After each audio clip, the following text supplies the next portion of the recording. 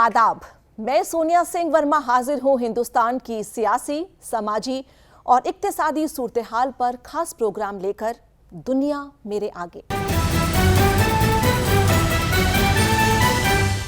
आज के खास प्रोग्राम में बात the spirit of quad and Indian concerns की।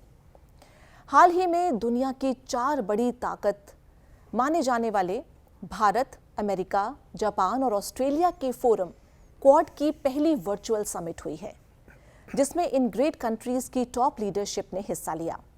खास बात यह है कि इस सरबराही वर्चुअल समिट में प्राइम मिनिस्टर नरेंद्र मोदी ने कहा कि क्वाड अब डेवलप हो चुका है और टीका, क्लाइमेट चेंज, इमर्जिंग टेक्नोलॉजीज जैसे इश्यूज इसके एजेंडे में शामिल होने की वजह से ये फोरम ग्लोबल वेलबींग की ताकत बनेगा। अब समझने वाली बात यह है कि इस समिट के joint statement the spirit of quad में मानी क्या है और दुनिया के बदलते मंजरनामे पर हमारे चैलेंजेस और सरोकार क्या हैं। इन्हीं सवालों पर बात करने के लिए हमारे साथ स्टूडियो में 2 खास मेहमान मौजूद हैं। इंडियन फॉरेन सर्विसेज के फॉर्मर मेंबर एम्बेसडर अशोक सज्जनहार जी, स्वागत है आपका। धन्यवाद। और साथ ही हैं जवाहरलाल नेहरू यूनिवर्सिटी के स्कूल ऑफ इंटरनेशनल स्टडीज के associate professor doctor Rajan Kumar. हम आप दोनों का स्वागत करते हैं। शुक्रिया। तो हमारी इस खास पेशकश में हम शुरुआत करेंगे अशोक जी से। अशोक जी, जिस तरह से ये क्वाड समिट हुई है और जो जियोपॉलिटिकल सिचुएशन बन रही है, इसमें साउथ चाइना सी, ईस्ट चाइना सी, इस सब को लेकर किस तरह की सिचुएशन आप देखते हैं? देखिए, मेरे विचार से जो बदलाव हम पूरी दुनिया में देख रहे थे, ये काफ़ी समय से होता रहा है। अगर आप देखें 2008 में जिसे कहा जाता है इंटरनेशनल फाइनेंशियल इकोनॉमिक क्राइसिस हुआ, उसमें बहुत सारी जो पश्चिमी देशों की हस्तियाँ थी, बड़े बड़े इकोनॉमिक उनके जो इन्वेस्टमेंट बैंक्स थे वगैरह, बहुत वो एकदम ध्वस्त हो गए। और उसको अगर देखा जाए उसके बनिस्बत चीन में, वहाँ उनकी जो इकॉनमी है, उनकी जो आर्थिक व्यवस्था थी, वो आगे बढ़ती गई। 2008 में आपको याद होगा जो चीन में बीजिंग में ओलंपिक्स भी कराए थे, तो उससे उनको और ज़्यादा कॉन्फिडेंस मिला। तो मैं कहूँगा बहुत बदलाव हो रहे थे, जो जिसे कहा जाता है centre of gravity transatlantic न होकर अब पैसिफिक एशिया में आ गया था। और अभी रिसेंटली हमने कॉन्सेप्ट देखा है इंडो पैसिफिक का भी, एक बारी दोबारा से उसको सामने लेकर आए हैं। तो बहुत तब्दीलियाँ हो रही थी, परंतु पिछले 1-1.5 साल में जब से हमने देखा है जो कोरोना वायरस आया है, कोविड-19 पेंडेमिक, जो पूरी दुनिया को उसने प्रभावित किया है, चाहे वो हेल्थ के क्षेत्र में हो, स्वास्थ्य हो या आर्थिक व्यवस्था हो, या फिर जो सोशल डिसहार्मनी आई है, तो पूरी दुनिया में को उसने ग्रसित किया है। और सेंटर ऑफ ग्रेविटी जैसे मैंने कहा यहाँ पर आ गया है एशिया की तरफ। और इसमें हमने देखा है जो चीन का जो रवैया है पहले से ही आक्रामक हो गया था, असर्टिवनेस जिसे हम कहते हैं, जो बहुत ज़्यादा बढ़ गई थी, परंतु पिछले 1-1.5 साल में और ज़्यादा बढ़ा है। और जिसका आपने जिक्र किया सोनिया जी, जो ईस्ट चाइना सी, वहाँ पर जापान के विरोध, चाहे वो सेनकाकू आइलैंड्स हों या फिर साउथ चाइना सी में, उसने 9-9 एक है जिसके अंदर वो कहता है, चीन कहता है, जो ये सारा जो वाटर बॉडी है, पूरा क्षेत्र है, वो उसका अपना निजी क्षेत्र है। तो उसने इसकी शुरुआत तो कर दी थी 1949 में ही, परंतु फिर जिसे कहते हैं बैक बर्नर में पड़ा हुआ था। परंतु 2009 में हू जिनताओ जब आए तो उन्होंने फिर से इसको सामने लेकर आए और कहा जो ये सारा जो क्षेत्र है, करीब वहाँ से 90% अगर आप देखें साउथ चाइना सी के, तो उन्होंने कहा ये हमारा क्षेत्र है। हालांकि फिलीपींस उनको 2012-13 में उनको चीन को परमानेंट कोर्ट ऑफ आर्बिट्रेशन में लेकर गए। उसका नतीजा आया जुलाई 2016 में, परंतु उसको एकदम उन्होंने दरकिनार कर दिया, चीन ने रद्द कर दिया और कहा जो ये हमारे ऊपर लागू नहीं होता। तो वहाँ पर साउथ चाइना सी में उन्होंने आकर, चाहे वो वियतनाम हो, चाहे वो फिलीपींस हो, चाहे वो मलेशिया हो, उनके विरुद्ध उन्होंने बहुत ही आक्रामक रुख दिखाया। साउथ चाइना सी में उन्होंने बहुत सारे ऐसे द्वीप हैं, टापू हैं, उनको अपने कब्ज़े में ले लिया। जो ये देश हैं इनका जिसे कहा जाता है एक्सक्लूसिव इकोनॉमिक जोन, उनमें काम उनको नहीं करने दिया। वियतनाम की तो एक शिपिंग ट्रॉलर को उन्होंने मार कर गिरा दिया, वहाँ पर उनके बहुत सारे मछुआरे भी उनकी मौत हो गई। और फिर हम देखते हैं जो भारत के विरुद्ध भी उसने जो पहले कभी नहीं हुआ, 1993 से हमारे साथ उनकी ये अग्रीमेंट्स थी, संधियाँ थी, 1993, 96, 2005, 2012, 2013, जो कैसे हम पीस एंड ट्रैंक्विलिटी रखेंगे अपने बॉर्डर पर। परंतु फिर भी उन्होंने आकर अपने अप्रैल में पिछले साल वहाँ पर बहुत सारी फौजें ले आए, 50,000 ट्रूप्स ले आए, टैंक्स ले आए, एयरक्राफ्ट ले आए। तो और फिर एक मुठभेड़ भी हुई। तो कहने का तात्पर्य ये है जो चीन की इतनी आक्रामकता है, इसको देखकर ये चारों देश साथ में आए हैं। जो मैं कहूँगा 2017 में इसका जिसे कहा जाए रिवाइवल या रीइंकारनेशन क्वाड का और इंडो पैसिफिक का हुआ। पहले हो चुका था 2004 में जब सुनामी आई थी, 2007 में जब जापान के प्रधानमंत्री शिंजो आबे भारत आए थे तो उन्होंने कहा था जो ये दोनों confluence of the two seas, उन्होंने कहा इंडो पैसिफिक। परंतु इस कॉन्सेप्ट को जब डोनाल्ड ट्रंप यहाँ पर वापस आए तो उन्होंने फिर इसको आगे बढ़ाया। और अब आखिरी चीज़ मैं इसमें यही कहूँगा, जो अब सभी लोग सोच रहे थे जो प्रेसिडेंट जो बाइडेन आते हैं तो वो क्या इसको भी इतना महत्व देंगे, परंतु 2 महीने के अंदर अंदर उन्होंने जो पहले ये वर्चुअल समिट किया जिसका आपने जिक्र किया, तो वो मैं कहूँगा एक बहुत ही महत्वपूर्ण और ठोस संदेश था पूरी दुनिया को भी और चीन को भी। जो ये सब देश हैं ग्रेट पावर्स जैसे आपने कहा, ये साथ मिलकर चीन के साथ मुकाबला करने के लिए तैयार हैं। जी, तो ये जो क्वाड की समिट हुई उसके बाद जो चाइना की तरफ से रिएक्शन आया, उस पर राजन जी आप क्या बोलेंगे? खासकर उनको क्यों परेशानी इस बात की हो रही है, क्यों वो इसको एक क्लिक बता रहे हैं? देखिए, चाइना इसको एक तरह से कंटेनमेंट पॉलिसी के रूप में देख रहा है। क्योंकि मैं देखिए क्यों चाइना परेशान है, क्यों चाइना इससे काफ़ी लग रहा है कि फ्यूचर में एक बहुत ही पावरफुल ऑर्गेनाइजेशन के रूप में इमर्ज कर सकता है। 2007 में इसकी बात हुई थी, उसके बाद ब्रिक्स के साथ समिट होता है जिसमें कि इंडिया, चाइना और बाकी देश भी शामिल होते हैं। और इंडिया की पॉलिसी मल्टी इंगेजमेंट या मल्टी अलाइनमेंट की पॉलिसी है, तो हर एक पावर के साथ वो इंगेज करना चाहता है। लेकिन अभी क्या हो रहा है कि एक clear shift Indian foreign policy में दिख रही है। और चाइना को भी लगता है कि जो पहले इंडिया की पॉलिसी थी कि न्यूट्रल रहने की, या इंडिया की पॉलिसी थी कि हर एक देश को बैलेंस करने की कोशिश करेगा, तो अब ये क्लियर शिफ्ट दिख रहा है कि ये इंडिया यूएस से काफ़ी करीब जा रहा है। और तो देखिए 3 जो इम्पॉर्टेंट डेवलपमेंट जो क्वाड में समझने वाली बात है कि 2007 से स्टार्ट हुआ है, उसके बाद लेकिन 2017 में जैसा कि सर ने बताया कि उस समय से ट्रंप के आने के बाद फिर से स्टार्ट हुआ, तो अभी एक इनफॉर्मल से फॉर्मल ऑर्गेनाइजेशन के रूप में इमर्ज कर रहा है। आपने देखा कि पहला एक वर्चुअल समिट, हालांकि वर्चुअल था और साल के अंत में शायद ये एक फॉर्मल समिट के रूप में भी हो, तो एक फॉर्मलाइजेशन जो हो रहा है, तो उनको लगता है कि ये पावरफुल एक फॉर्मिडेबल ऑर्गेनाइजेशन के रूप में इमर्ज कर सकता है। हालांकि इसको अभी फॉर्मल इंस्टीट्यूशन के रूप में नहीं बोलेंगे क्योंकि इसका कोई सेक्रेटेरिएट नहीं है, उस ढंग के इंस्टीट्यूशन जो मैकेनिज्म होते हैं वो नहीं है, लेकिन उसकी ओर इशारा करता है। दूसरा क्यों चीन परेशान है, क्योंकि चीन को लगता है कि ये पहले क्या था कि ये एक सिक्योरिटी बेस्ड ऑर्गेनाइजेशन लग रहा था कि चाइना के अगेंस्ट में वो टारगेट करेगा, चाइना के अगेंस्ट में जो नेवल एक्सरसाइजेज होते थे वो हो रहे थे। लेकिन अभी ये क्वाड प्लस की, एक्चुअली सिक्योरिटी प्लस की बात हो रही है। आपने देखा और आपने अभी बताया भी कि किस ढंग से 3 नए जो अभी एग्रीमेंट्स हुए थे, उसमें एक टेक्नोलॉजी को लेके हुआ था, क्लाइमेट चेंज को लेके हुआ था, और ये सारे देश आपने देखा कि कोविड वैक्सीन भी जॉइंटली डेवलप करने का प्लान कर रहे हैं। तो इससे चीन को लगता है कि ये केवल एक सिक्योरिटी फोकस नहीं है, ये एक लार्जर फोकस भी हो सकता है। और तीसरी बात जिससे चीन घबराता है वो है डेमोक्रेसी। चीन को अगर किसी भी चीज़ से सबसे ज़्यादा डर लगता है तो वो है प्रजातंत्र का फैलना। तो प्रजातंत्र, क्योंकि आप देख रहे हैं चीन की सबसे ज़्यादा समस्या अगर ताइवान में है, हांगकांग में है और फिर सिंचियांग प्रोविंस में है, तो वो डेमोक्रेटिक राइट्स, तिब्बत में भी ये डेमोक्रेटिक राइट्स को लेके हैं। तो चीन को लगता है कि अगर ये सारे डेमोक्रेसी एक साथ आते हैं तो उसका प्रभाव उनके जो एशिया पैसिफिक जो क्षेत्र हैं उस पर पड़ेगा। तो इन 3 कारणों से चीन काफ़ी घबराया हुआ है। और चीन को ये भी लगता है कि ये केवल क्वाड नहीं है, ये क्वाड प्लस भी हो सकता है। यानी कि अभी तो क्वाड यानी 4 देश हैं, लेकिन भविष्य में जाके उसमें आपने बताया कि जैसे फ्रांस शामिल हो सकता है, साउथ कोरिया शामिल हो सकता है, वियतनाम और दूसरे देश यूके शामिल हो सकता है।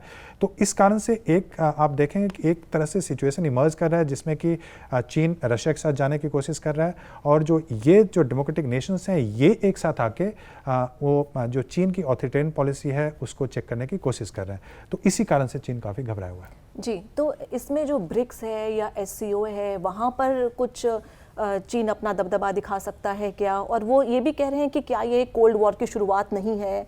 अगर बाइडेन अलायंस पार्टनर्स ढूंढ रहे हैं तो ये एक नया शक्ति संतुलन भी हो सकता है। जी, भारत को इसमें क्या फायदा होगा? देखिए, बिल्कुल हो सकता है, क्योंकि अब रीबैलेंसिंग हो रही है, सब जगह रीबैलेंसिंग हो रही है।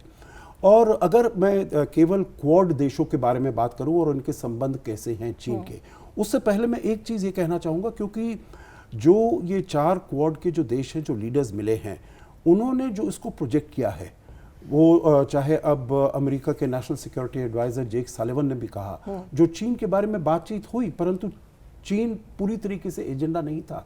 इसमें जो कुछ भी उन्होंने किया है वो पॉजिटिव किया है। इसलिए आपने देखा होगा प्रधानमंत्री मोदी ने भी अपने जो शुरुआती वो उनके शब्द थे, उन्होंने कहा quad is a force for global good, मतलब पूरी दुनिया में कैसे इसकी उनकी जिंदगी, लोगों की जिंदगी को और बेहतर बनाया जा सकता है। पॉजिटिविटी है। तो इसीलिए जो इसमें से 3 वर्किंग ग्रुप्स जो निकल कर आए हैं, ये है जो कैसे दुनिया को फायदा पहुंच सकता है, वैक्सीन से, इमर्जेंट टेक्नोलॉजी से, क्लाइमेट चेंज से। ये 3 चुनौतियां हैं, बहुत बड़ी चुनौतियां हैं पूरे विश्व के सामने। तो इसीलिए वो उनके लिए वो जो भी वहाँ पर डिसीजन लिए गए हैं, वर्किंग ग्रुप जो वहाँ पर इस्टेब्लिश किए गए हैं, उनका फायदा सभी देशों को होने वाला है। तो इसीलिए चीन अब पहले उसने जब 2017 में इसको सामने लाया गया तो उसने कहा था, वहाँ के जो विदेश मंत्री हैं वांग यी, उन्होंने कहा था it is like sea foam, मतलब पूरी जैसे किसी भी सतह पर, समुद्र के पानी की सतह पर कुछ बुलबुले हैं, अब उठे हैं और एकदम ख़त्म हो जाएंगे। परंतु जैसे अब वो आगे होता आया है, हो रहा है, क्योंकि आप देखिए 2017 में जब शुरुआत हुई तो बिल्कुल ऑफिशियल लेवल पर हुई, जूनियर लेवल पर हुई बातचीत, वो करते थे डिज़ास्टर रिलीफ के बारे में, इस और चीज़ों के बारे में। परंतु 2019 में पहली बार न्यूयॉर्क में विदेश मंत्री के स्तर पर बातचीत हुई और उसके बाद एकदम बहुत तेजी आई है। 2020 में 6 अक्टूबर को टोक्यो में, हालांकि पेंडेमिक इतना चल रहा था, परंतु जो 4 विदेश मंत्री हैं, 3 जो बाहर से हैं, वो गए वहाँ पर टोक्यो में और उन्होंने मुलाकात की। और बिल्कुल, हालांकि चीन का नाम नहीं लिया गया है, परंतु संदेश बिल्कुल क्लियर है, क्योंकि बात करते हैं free and open Indo Pacific की। उसके बाद बात करते हैं जो भी डिस्प्यूट्स हैं उसको डायलॉग के और international law, United Nation convention on law of the sea 1982, उसको मद्देनजर रख के ये सभी कुछ किया जाएगा और कोई भी चीज कोर्शन के से नहीं की जाएगी। तो ये जो इंडिकेटर है, जो संकेत हैं, बिल्कुल चीन की तरफ जाते हैं। चीन का नाम नहीं लिया गया है और इसीलिए ये कहा गया है जो ये एक पॉजिटिव एजेंडा लेकर आया है, जिससे कि और जो देश हैं, जैसे अभी प्रोफेसर राजन कुमार ने बताया, चाहे वियतनाम हो, इंडोनेशिया हो, और देश हैं, वो भी आकर इसके में सम्मिलित हो सकते हैं और इसको आगे ले जा सकते हैं। जी, आगे के रोड मैप की भी करेंगे बात, लेकिन जिस तरह से अशोक जी ने बताया कि किस तरह से जो तेज़ी आई है पिछले कुछ महीनों में क्वाड को लेकर, इसकी क्या वजह आप देखते हैं? दूसरी बात ये कि जो ट्रेड एंड कॉमर्स है वो एक ज़्यादा डेंजरस हथियार है आज के ज़माने में, तो वो ये जो 4 देश हैं क्वाड के, वो किस तरह से इसको इस्तेमाल कर सकते हैं उन कंट्रीज़ के खिलाफ जिनका नाम तो नहीं लिया गया है, लेकिन जो आगे चैलेंजेस पेश कर रही हैं, और ख़ासकर इमर्जिंग टेक्नोलॉजीज़ के लिए, जैसे AI हो गया, 5G हो गया, या फिर रोबोटिक्स हो गया। बिल्कुल जी, नहीं, आपने ये बहुत ही महत्वपूर्ण सवाल रेज किया, क्योंकि इसमें जो US क्यों अभी काफ़ी एक्टिव हो गया है, और ये क्वाड जो है एक जापान पहले था, लेकिन अभी एक US ड्रिवन एक ऑर्गेनाइजेशन है। तो उसका सबसे बड़ा कारण यह है कि वो चीन अब बराबरी कर रहा है। और चीन जब अमेरिका में माना जाता है कि उसके जो राइटिंग है उसको अगर देखेंगे तो कि अगर कोई भी इकोनॉमी, जैसे सोवियत यूनियन जब कोल्ड वॉर के समय लगभग 70% पहुंच गया था उनकी इकोनॉमी का स्टेटस अमेरिका की तुलना में, तो अमेरिका घबराने लगता है। और चीन अगर कॉमर्स की बात करें, इकोनॉमी की बात करें, तो लगभग 60% जो थ्रेशोल्ड है उससे क्रॉस कर चुका है। तो अमेरिका को लगता है कि इकोनॉमिकली चीन काफ़ी पावरफुल हो चुका है और अगले कुछ वर्षों में वो चैलेंज कर सकता है। लेकिन जो अगर आपकी इकोनॉमी पावरफुल होती है तो आपकी मिलिट्री और सिक्योरिटी इश्यूज भी उसी ढंग से एक्सपेंड करते हैं पूरे ग्लोब पे। तो अभी चीन के देखेंगे, चीन काफ़ी असर्टिव हो गया है अपने सिक्योरिटी कंसर्न्स को लेके।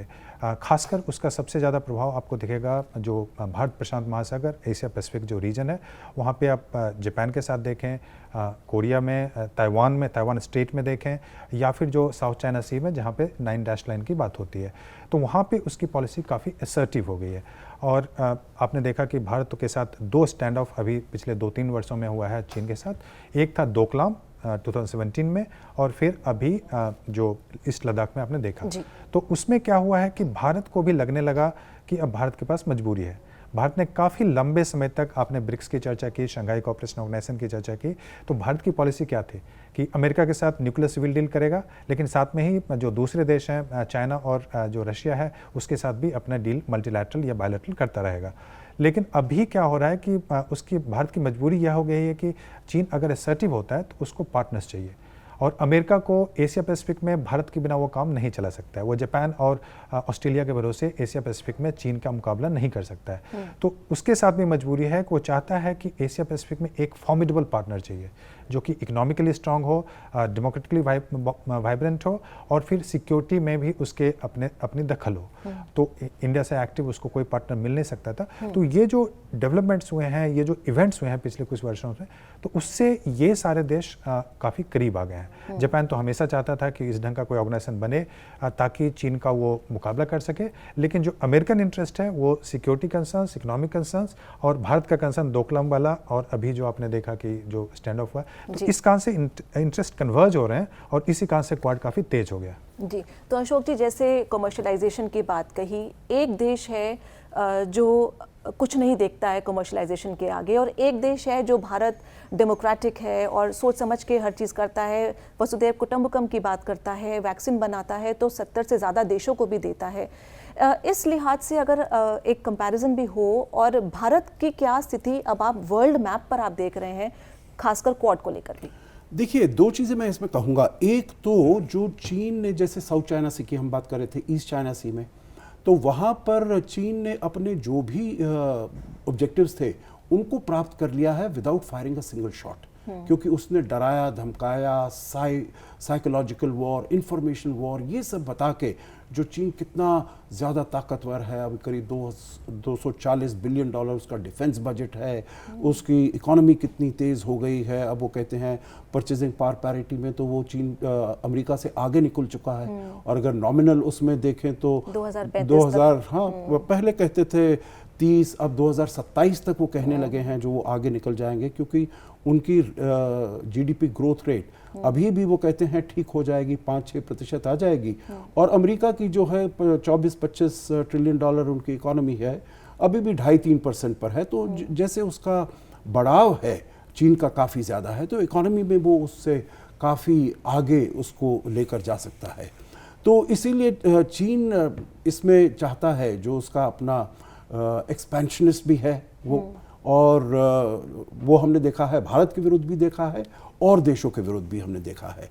तो इसलिए चीन के विरुद्ध तो खड़ा होना था इन सभी देशों को, परंतु वो ऐसा भी नहीं बताना चाहते, क्योंकि अगर उनको और पार्टनर्स चाहिए तो ये केवल सिक्योरिटी प्लेटफॉर्म नहीं बन सकता है, इसको सिक्योरिटी प्लस करना होगा। इसीलिए आपको याद होगा जब प्रधानमंत्री मोदी गए थे शैंग्री-ला डायलॉग में, उन्होंने बोला था 2018 में, तो उन्होंने कहा था ये कोई इनिशिएटिव नहीं है इंडो पैसिफिक, ये कोई स्ट्रैटेजी नहीं है, ये केवल एक जैसे ज्योग्राफिकल कंस्ट्रक्ट है, और इसमें यहाँ पर हमको देखना होगा जो कैसे सभी देश इंक्लूसिव है। कोई भी देश अगर डेमोक्रेटिक है, कोई भी देश अगर अपना बातचीत से अपने जो संबंध हैं उनको आगे लेकर जाना चाहता है, तो उसके साथ हम बात करेंगे, उसके साथ हम काम करेंगे।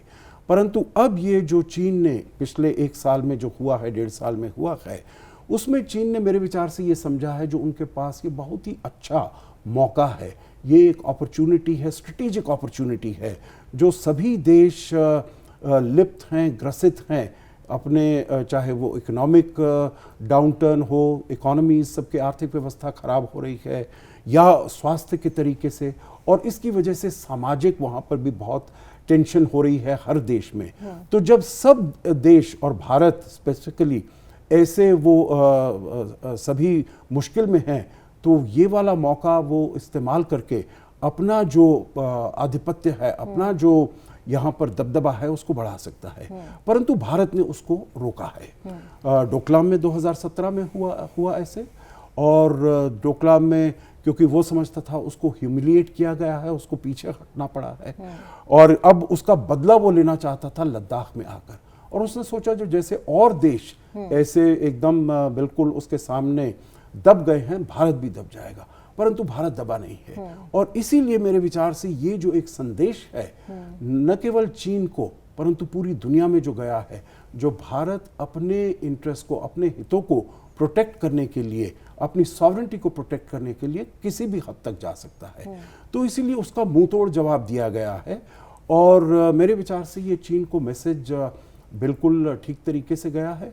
चीन ने सोचा होगा जो ये सभी देश, इनके कॉन्ट्रडिक्शंस इतने ज़्यादा हैं और इनके संबंध चीन के साथ इतने ज़्यादा हैं आर्थिक क्षेत्र में, जो ये एकदम साथ में आकर नहीं मिल पाएंगे।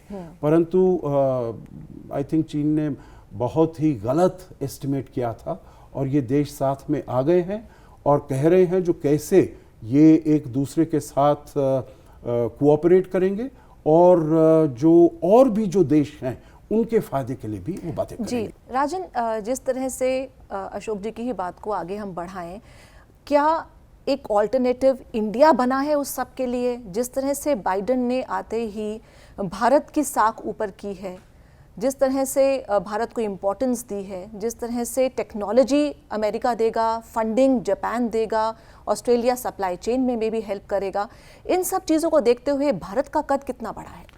देखिए, मुझे लगता है कि भारत का कद बढ़ाने में बाइडेन साहब को उतना इंटरेस्ट शायद नहीं हो जितना कि हमें अपना इंटरेस्ट है, अपने नेशनल इंटरेस्ट को प्रोटेक्ट करने में।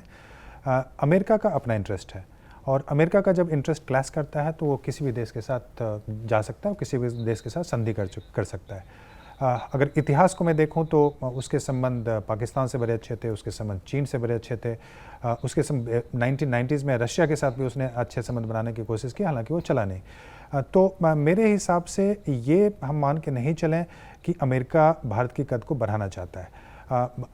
भारत का कद इसलिए बढ़ रहा है कि हम पिछले 20 वर्षों में जो हमारा इकोनॉमिक डेवलपमेंट हुआ है, जो हमने एक मिडिल क्लास तैयार किया है, हमने जो अपने सिक्योरिटी में अपना एक कॉन्फिडेंस, एक असर्टिव पॉलिसी भी लाने की कोशिश कर रहे हैं, हमने जो न्यूक्लियर टेस्ट किया था, न्यूक्लियर डील किया था, और जिस ढंग से हमारा ग्लोबल प्रेजेंस बढ़ता जा रहा है मल्टीलैटरल ऑर्गेनाइजेशन के माध्यम से और हमारा जो इकोनॉमी और ट्रेड है उसके माध्यम से, तो उससे अमेरिका को लगता है कि इतनी बड़ी कंट्री, इतनी बड़ी डेमोक्रेसी, इसके साथ सहयोग अगर नहीं करेंगे तो फिर उसके साथ समस्या खड़ी हो जाएंगी।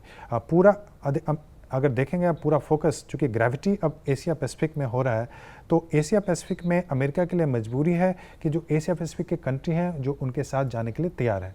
पाकिस्तान अब उनके लिए इंपॉर्टेंट नहीं रह गया, तो वो पाकिस्तान को छोड़ चुके हैं। हालांकि तालिबान के लिए अभी भी पाकिस्तान जरूरी है, लेकिन उसका जो इस रीजन में एशिया पैसिफिक, चूँकि एक बहुत बड़ा कंट्री है, और एक चाइना ने एक एग्रीमेंट किया है RCEP के नाम से, उसमें साउथ ईस्ट एशिया के देश हैं, जापान भी है, ऑस्ट्रेलिया भी है, तो उसमें भारत शामिल नहीं हुआ। तो अब वो एक समस्या भारत के साथ यह है कि अगर चीन उन देशों के साथ फ्री ट्रेड करता है, तो कुछ लोगों का मानना यह भी है कि चीन के संबंध कुछ वर्षों में साउथ ईस्ट एशिया के जो देश हैं उनसे काफ़ी अच्छे हो जाएंगे, ट्रेड काफ़ी अच्छे हो जाएंगे, कॉमर्स काफ़ी अच्छे हो जाएंगे, भारत छूट जाएगा। तो मुझे लगता है कि वहाँ पे भारत को ध्यान देना पड़ेगा, बाइडेन एडमिनिस्ट्रेशन को भी 2-3 प्रोजेक्ट्स हैं जो कि ऑल्टरनेटिव प्रोजेक्ट्स डेवलप करने चाहिए, जिससे कि आप चीन का मुकाबला कर सकते हैं। कि एक तो BRI जो चीन कर रहा है, तो आपके क्या ऑल्टरनेटिव कनेक्टिविटी प्रोजेक्ट्स हैं। अगर भारत को अपना इमेज सुधारना है, अगर सच में ऊपर ले जाना है, तो भारत के कुछ कनेक्टिविटी प्रोजेक्ट्स हैं, जैसे नॉर्थ साउथ ट्रांसपोर्ट कॉरिडोर की बात होती है, जिसमें कि आप चाबहार और ईरान के रास्ते से आप यूरोप, सेंट्रल एशिया और यूरोप कनेक्ट करने की, रशिया भी कनेक्ट करने की बात करते हैं, तो उस पर लेकिन अभी डेवलपमेंट्स कम हुए हैं। दूसरा कि जो आपके बिम्स्टेक और इंडिया, म्यांमार और थाईलैंड हाईवे, जो south east Asia act east policy के अंदर में जो आता है, तो ये कनेक्टिविटी प्रोजेक्ट्स आपको बढ़ाने पड़ेंगे अगर आप चीन का मुकाबला करना चाहते हैं और अपना जो स्टेटस है उसको बढ़ाना चाहते हैं। तो भारत का स्टेटस ऑलरेडी मुझे लगता है कि काफ़ी अब इंटरनेशनल में काफ़ी एक एक्टिव ग्लोबल प्लेयर के रूप में है। ये एक ने शेयर जो बोला जाता है कि हर एक चीज़ में, हर एक ऑर्गेनाइजेशन में नहीं बोलने वाला कंट्री है, वो अब नहीं है। ये एक एक्टिव प्लेयर हो चुका है और उसको दूसरे देश भी रिकॉग्नाइज करते हैं। तो इसलिए भारत अभी अच्छे कंडीशन में है और भारत को पॉलिसी भी अब असर्टिवली वो फॉलो करने की कोशिश कर रहे हैं। तो हमारी इस खास पेशकश में आज इतना ही। आप अपनी राय और सजेशंस हमें ईमेल कर सकते हैं। इसके लिए हमारा ईमेल ID है ddurduspecials@gmail.com। इसी के साथ हमारी पूरी टीम को दीजिए इजाज़त। आदाब।